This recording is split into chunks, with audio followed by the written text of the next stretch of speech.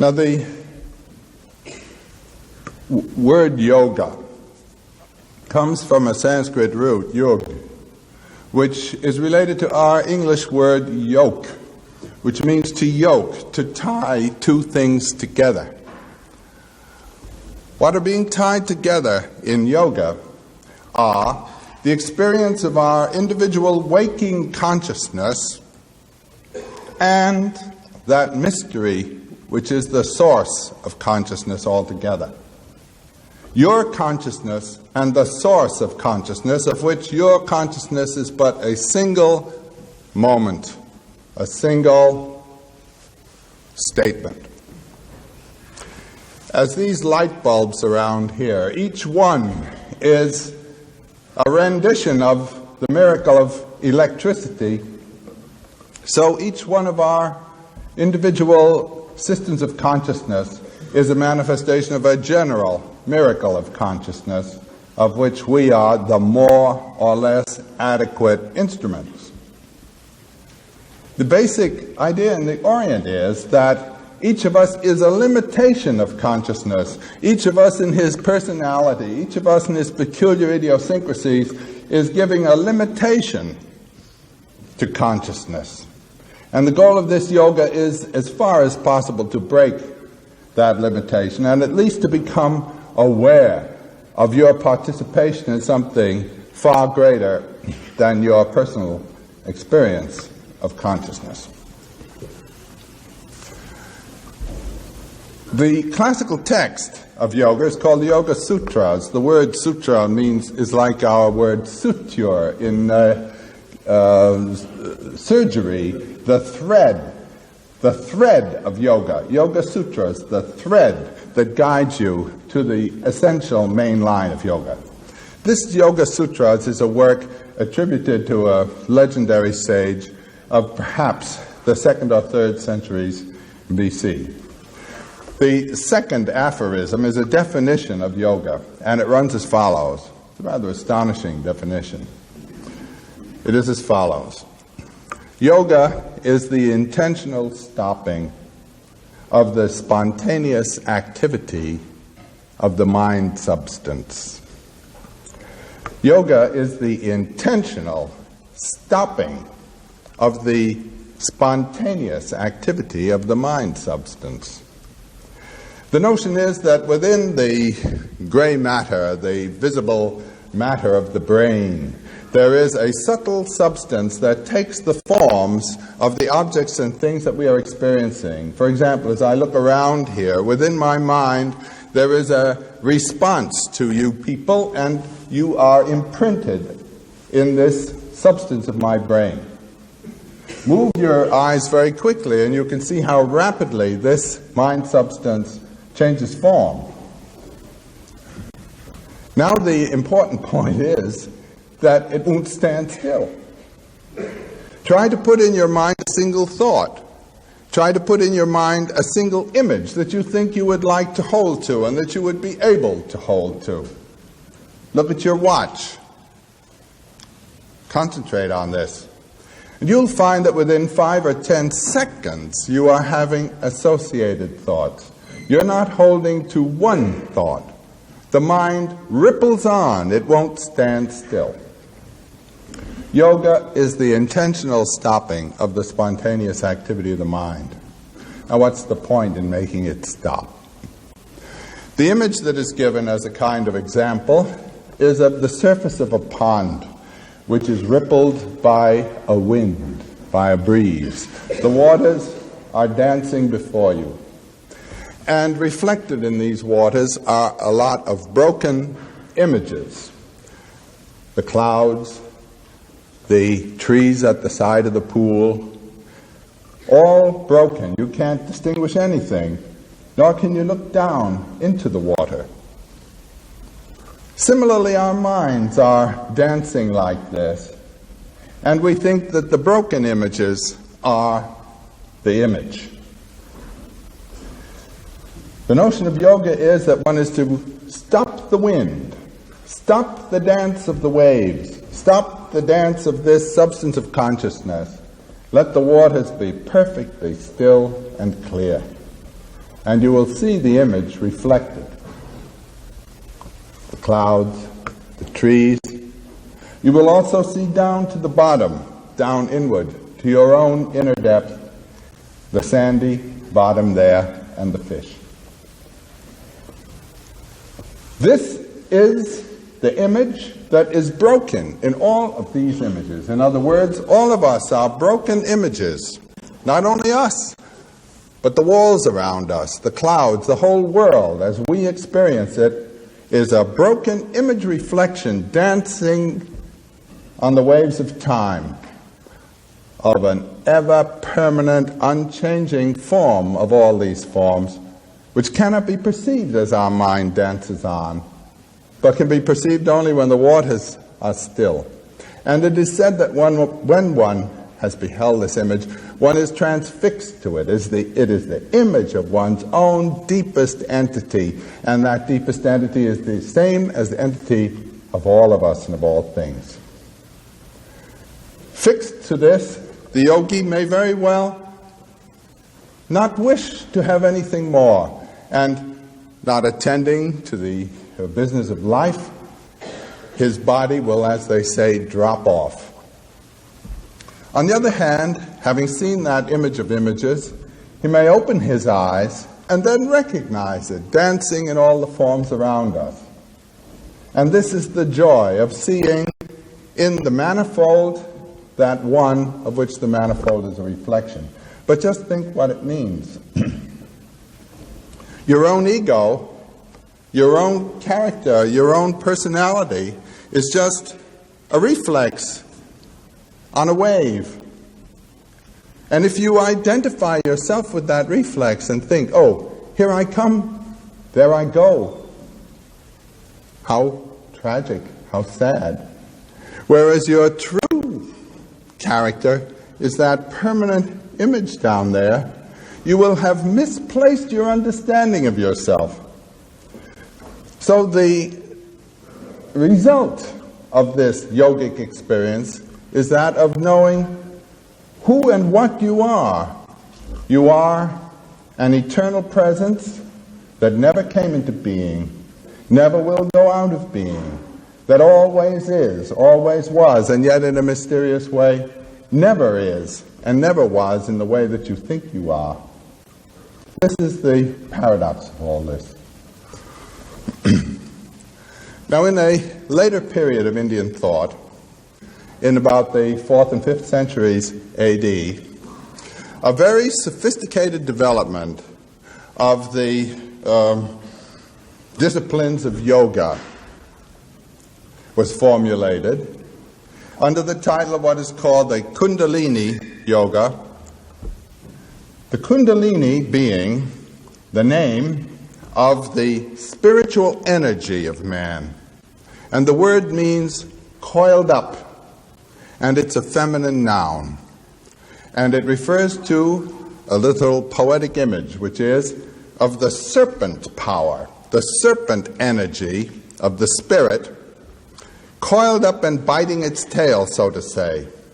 This energy quantum, which ought to be open and filling your whole body, is actually concentrated in a self-contained and containing knot, according to this mythological image, at the root of your spine, in the coccyx down there at the end of the bottom of the spine. And when the spiritual energy is in that condition, the rest of your body, the rest of your life is, as it were, deprived of its proper energy and life. And the goal of this strange yoga is to wake that serpent and have him come up the spine. Now, how is this done? Well, you know all the basic pictures that you've seen of yogis. They're seated in a balanced, strong posture, indrawn a certain way. Their eyes are focused at about the plane of the tip of the nose, so that the consciousness should not be directed outward and get involved in all that's out there, nor slip inward and get lost in the inner world of forms, but just be indifferent to forms, whether inner or outer, as they pass. And one is to begin then to breathe in a very special way. Now the thought is that breath, the pace of one's breathing, controls the pace of one's emotions. You know how it is. When you become passionate or frightened, something happens to the breathing. It stops. It gets harder. One pants. There is a relationship between the breath rhythm and the state of one's consciousness. So by controlling the rhythm of the breath, one is balancing, settling down, as it were, quelling that wind that was rippling the waves. And the breathing is very strange that one is to engage in. One is to breathe in through the right nostril for a certain number of counts, say about 8. And then one is to hold the breath for another certain number of counts, and then breathe out through the other nostril. This isn't too easy to do, so in the beginning you can do this. Breathe in, breathe out. And then you're to breathe in through the left nostril. Hold, breathe out through the right. And as you breathe, you are to imagine that breath going down the whole length of the spine, clearing the road for that serpent to come up.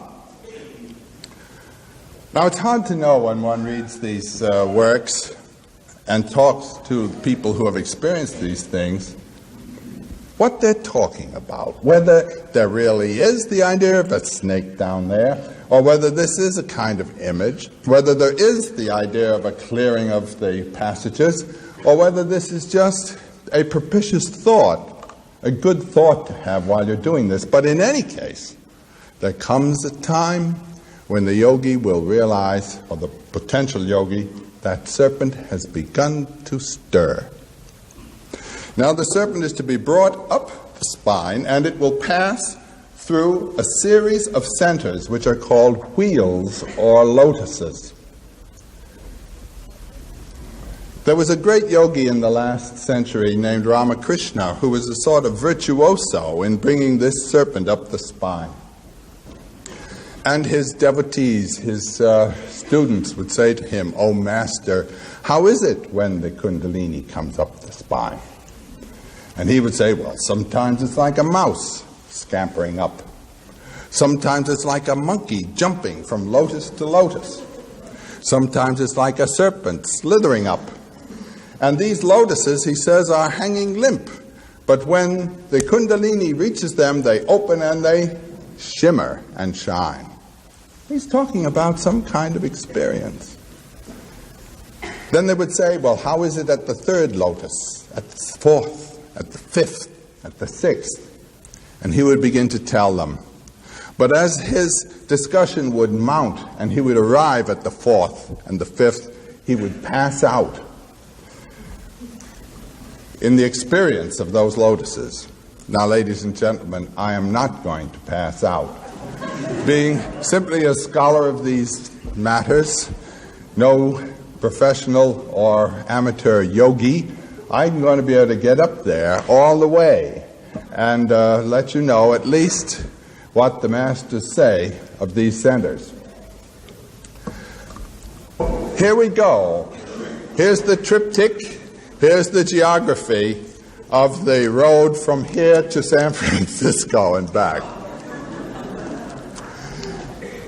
The first station at the root of the spine is called, in this tradition, Muladhara, which means the root base. At this level, the spiritual energy is practically inert, but it's gripping, it's hanging on to life. It won't give up. It is like a dragon. Now, you've all read fairy tales, and you all know the customs and habits of dragons. Dragons like to guard things. Dragons guard things in caves. And when people have killed the dragon and entered the cave, what do they find inside? They find a beautiful girl and a heap of gold. Now the dragon can make no use of either, but he just grips and guards.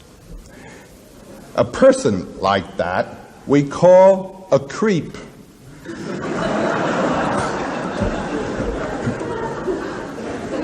One who cannot enjoy life and its boons, but simply wants to be there, around, hanging on. Everybody has had this on one's elbow. The second stage, the second level of the Kundalini passage is at the level of the sex organs. This is called Svadhisthana, her favorite resort. When the psyche is operating on this level, one's psychology is completely and explicitly Freudian. Sex is the aim of life. Disappointments are understood in terms of sexual disappointment. All of sexual urges are sublimated so that the whole world becomes a field of sexual ideas. And anyone who has read Freud knows that practically anything in the world can be translated into a sexual symbol. At this level, then, one's aim is to achieve something outside of oneself on the level of sexual adventure. The third level is called Manipura. The word means city of the shining jewel. This is the level of the navel. Last summer it came to my mind that last summer was the summer of Manipura. Every, what can we say, up-to-date young lady was exhibiting the third chakra. The character of the energy at this level is to control, to eat, to take everything to oneself, to master.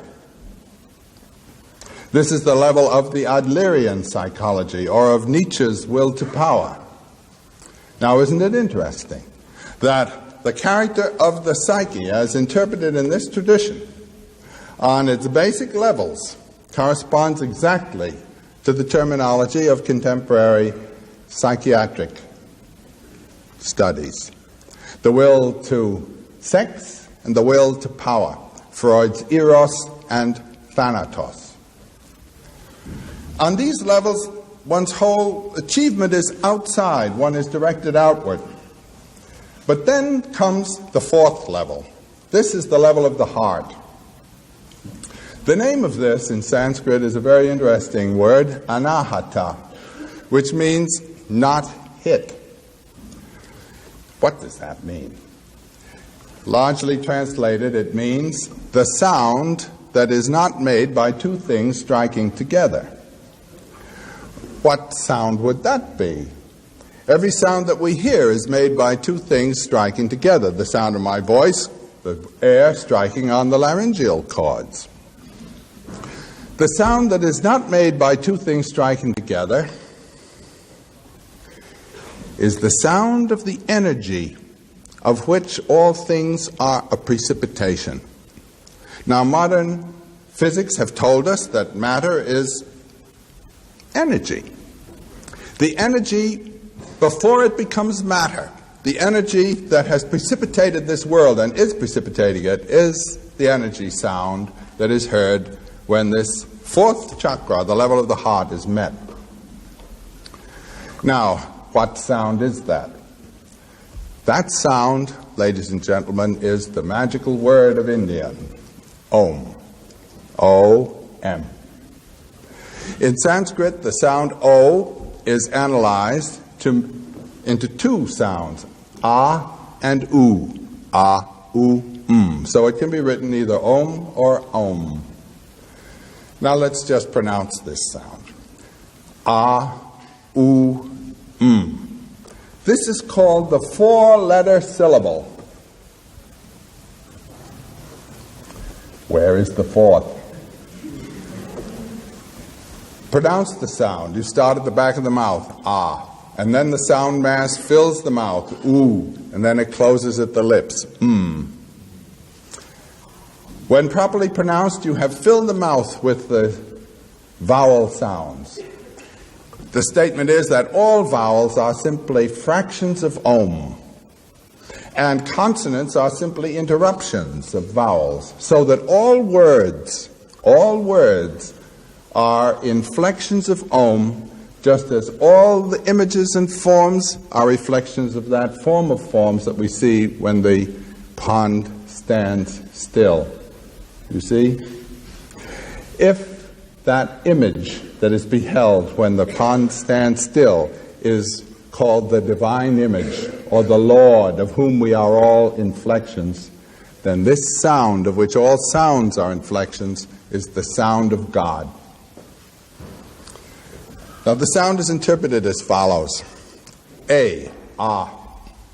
This is interpreted as referring to waking consciousness. We are awake. The subject and the object of knowledge are separate from each other. I see you. We are not the same. Furthermore, all the objects that we see are of gross matter. Furthermore, they have to be illuminated from without. They're not self-luminous. On this level of waking consciousness, Aristotelian logic prevails. A is not B. U is compared to the condition of dream consciousness. Now, when you dream, you're in a totally different state. The images that you see are projections of your own will, so that although you are surprised by the images, it is you who brought them forth. Subject and object here, the subject of knowledge and the object known, seem to be different but are actually the same. Furthermore, as Freud and everybody else tells us, a dream symbol has many meanings. It's not just a simple thing. Furthermore, dream images are luminous. You don't say, turn on a light, I want to see my dreams. They are self-luminous, and they are of subtle matter, changing very rapidly. Totally different logic. The gods, heavens, hells, and the demons are all figures of dream consciousness. And just as we have simply right now said it, the subject and object are not separate from each other on dream level, so the gods are not outside of you, out there. They are from your own heart. Heaven and hell, the gods and demons, whatever god you name, are your own being, an aspect of your own consciousness according to this point of view. Not something outside, absolutely. Because on this level there is no difference between outside and inside. All is of the one will substance. And then we come to at the lips closed. This is the level of deep, dreamless sleep.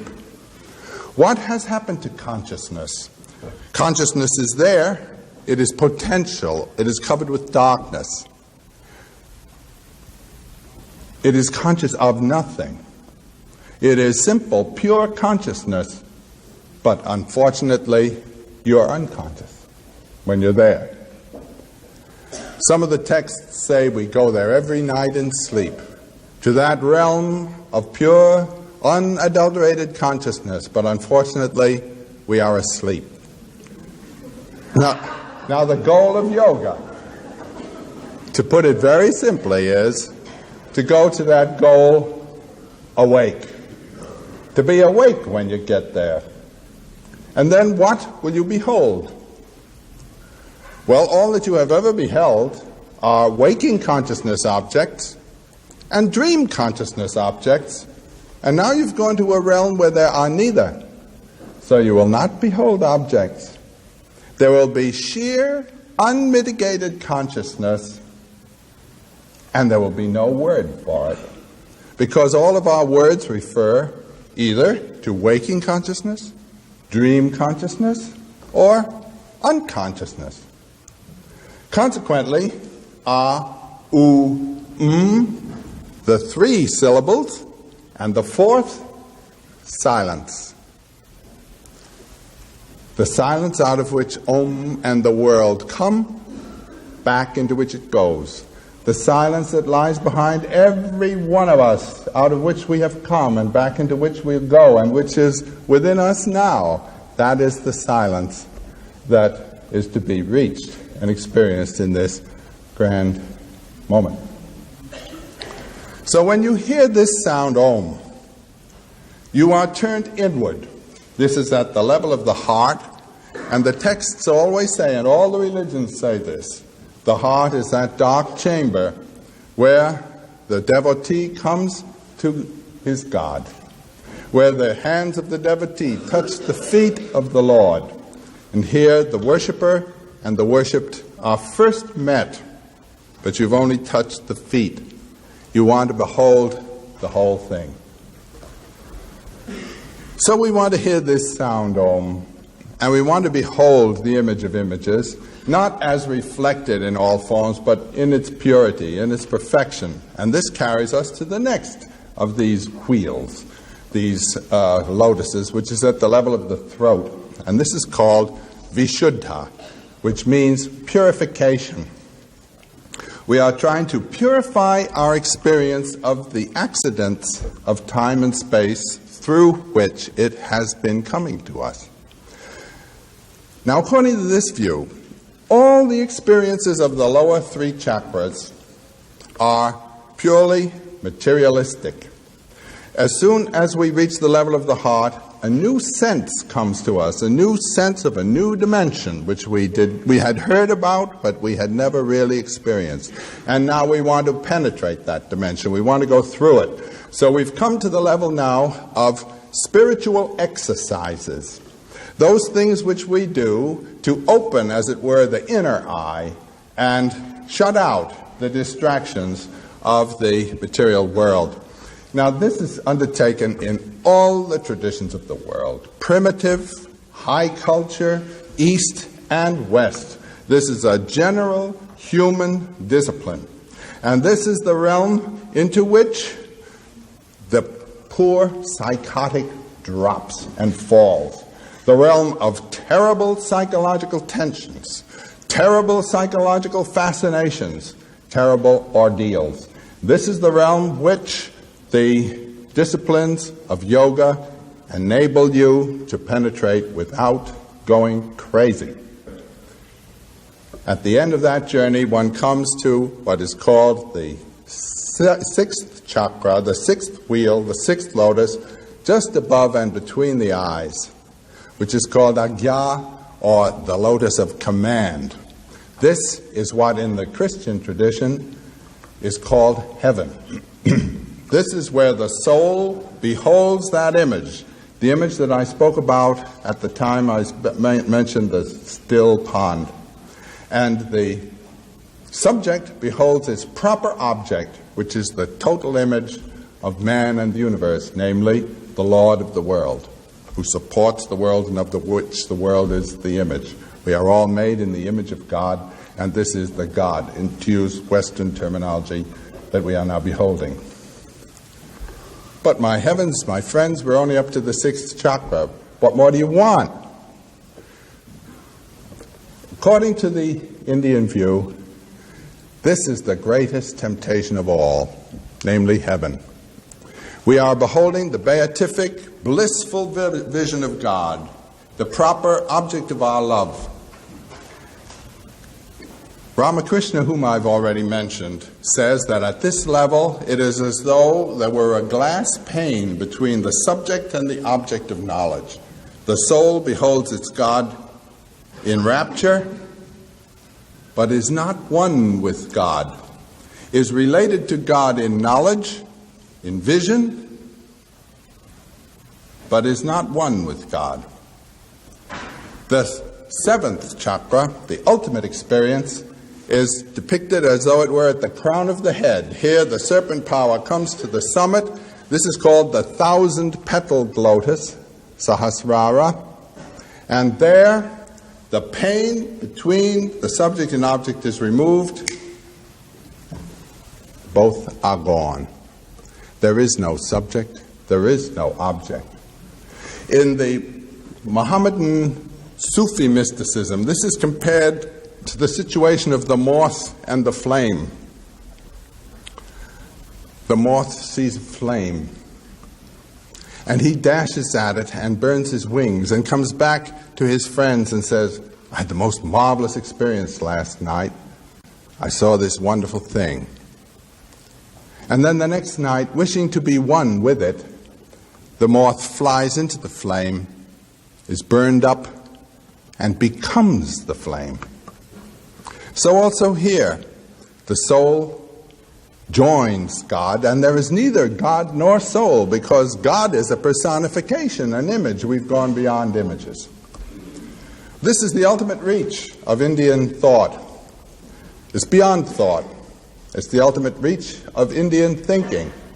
And that is why they can say the divine power is you. It is what you really are, not the you that you name and think of as having come into being and going out of being like a reflex on the waves, but that being of beings which is your own substance. Now, when we turn from the Hindu tradition to the Buddhist, we find the same imagery. And I want to bring us down now, having gone up with the Hindus, come down with the Buddhists.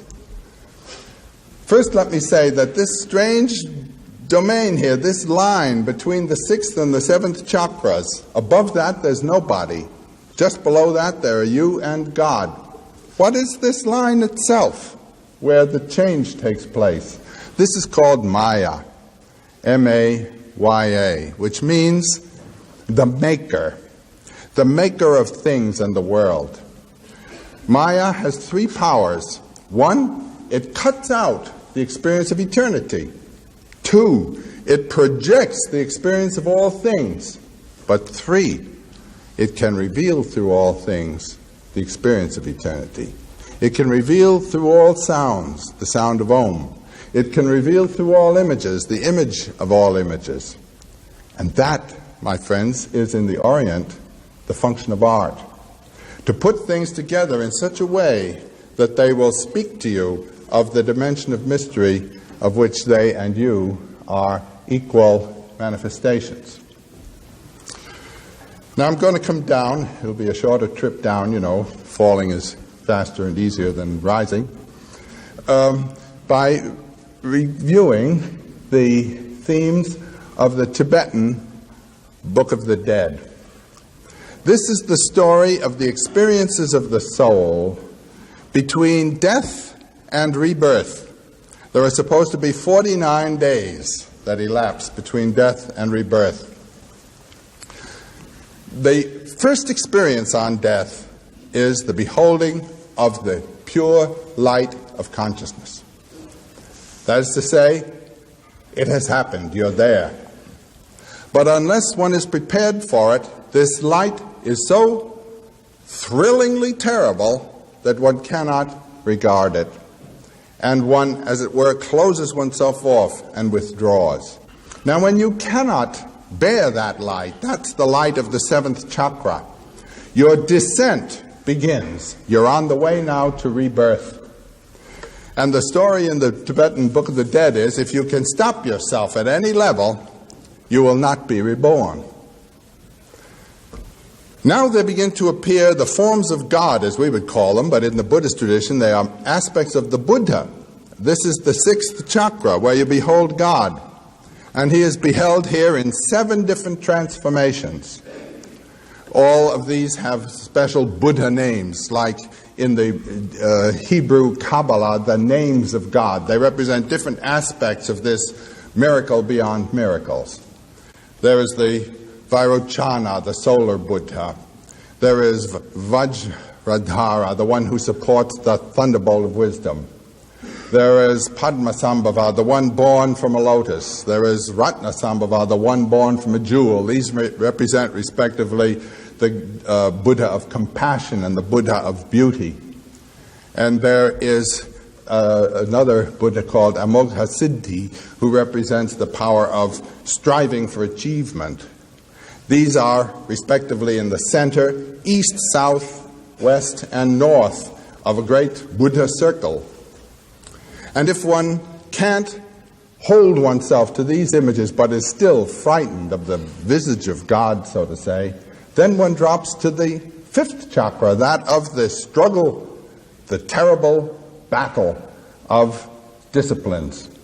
And at this level, the same Buddhas appear in horrendous, frightening aspects, with many weapons and terrible aspects. And the instruction that one receives and has received tells, do not be afraid of these terrifying aspects of God. Know that they are all aspects of your own consciousness. But if you cannot hold to those, then you drop to the level of the heart. Now you're coming down. And this is known in this tradition and at this level, in this direction, as the level of judgment. Here is the moment where you either lose or hold, finally, to the realm of the spiritual principles. They say the karmic winds begin to blow. What are the karmic winds? You begin to feel that there is something to do in the world.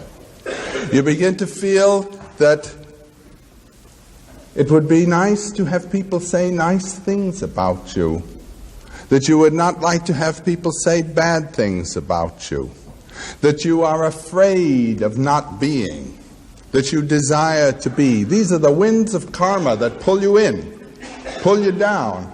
And the text says, hold two thoughts in your mind. One, there is nothing that has to be done. Two, there is nothing to hold.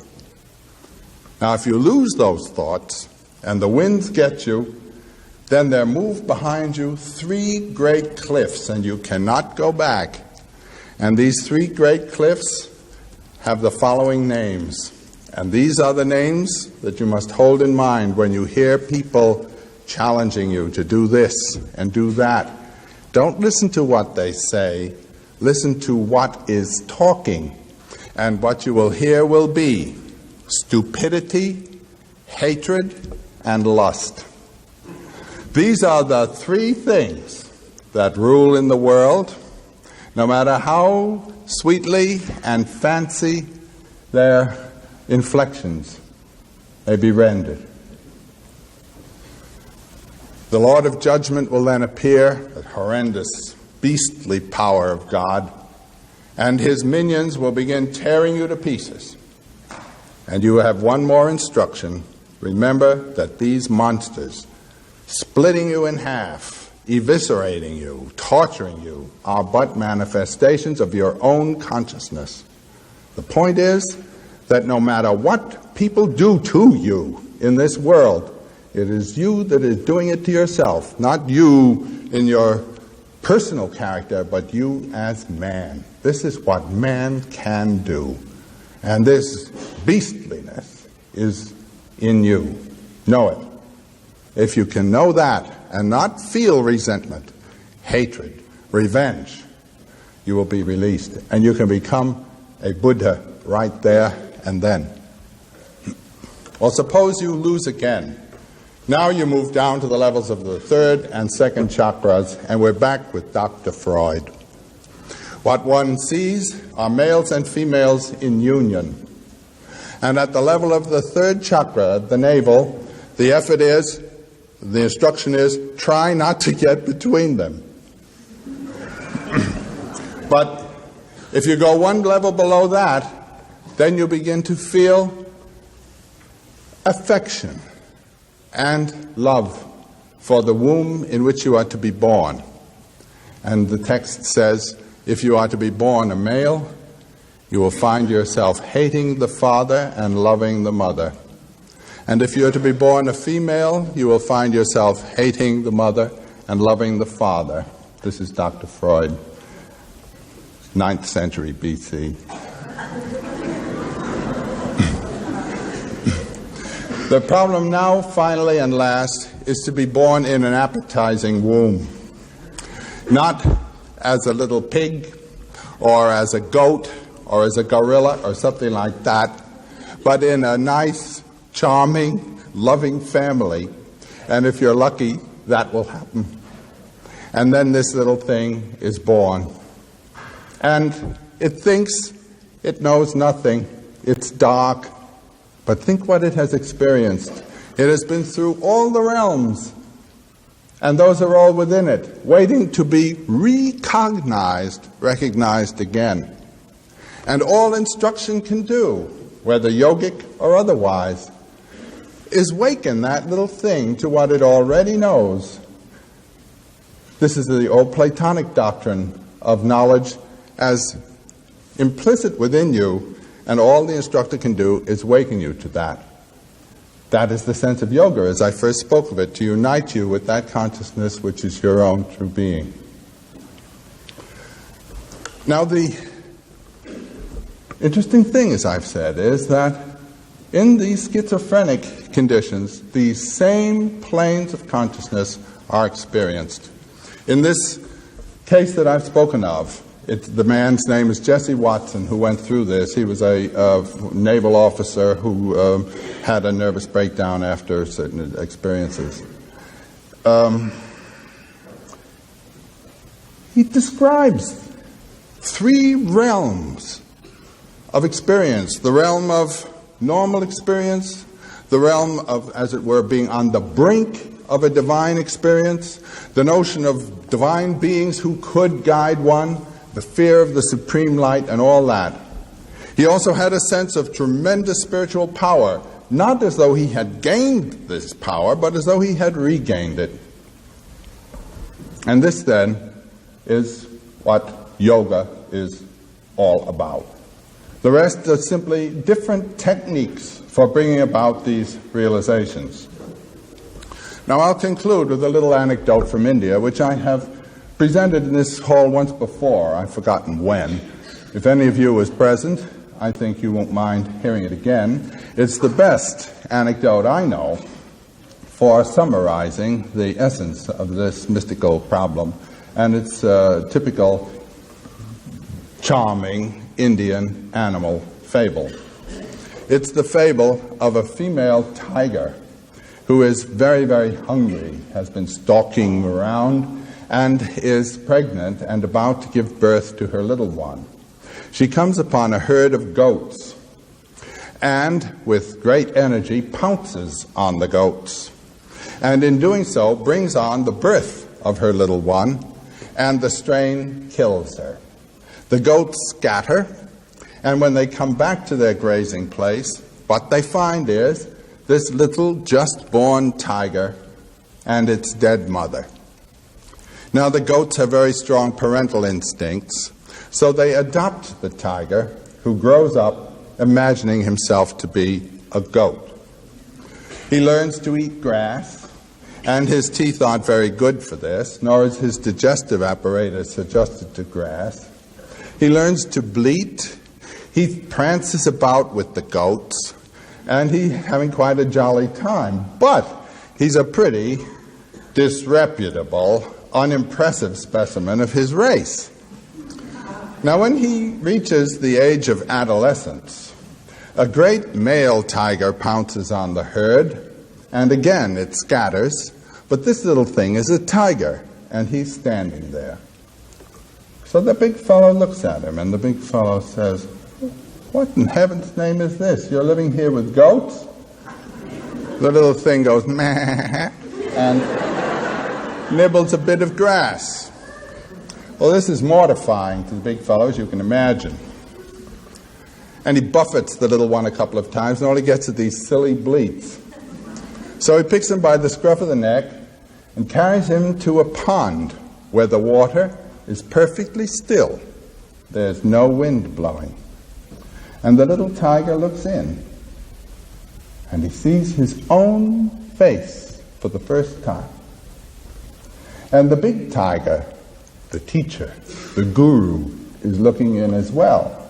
And the big tiger says, "You see, you have a tiger face. You're not a goat. You're like me. Be like me." Meh, again. But something's getting into this little thing's system. So his big guru takes him by the neck again and takes him to his den. And there are the remains, the bloody remains of a recently killed gazelle. So he takes a chunk of this bloody stuff and he says, "Here, have a chunk." The little thing backs away. He says, "I'm a vegetarian." This mess of meat is pushed into his face and he gags on it. And the text says, "As all do on true doctrine." So, in it goes. And now eating for the first time in his little long life his own true food, he begins to feel going through his veins something rather stimulating and exhilarating and new. And it sparks his own proper nature, his tiger nature. And without ever having had a lesson in how to be a tiger, he stretches a cat stretch. And he gives a little tiger roar, kind of tiger roar A101. And the big one says, "All right, young man, now we've got it. So let's go into the forest and eat tiger food." Now the lesson, as all of you immediately recognize, is that each one of you is a tiger, living among these goats. Thank you.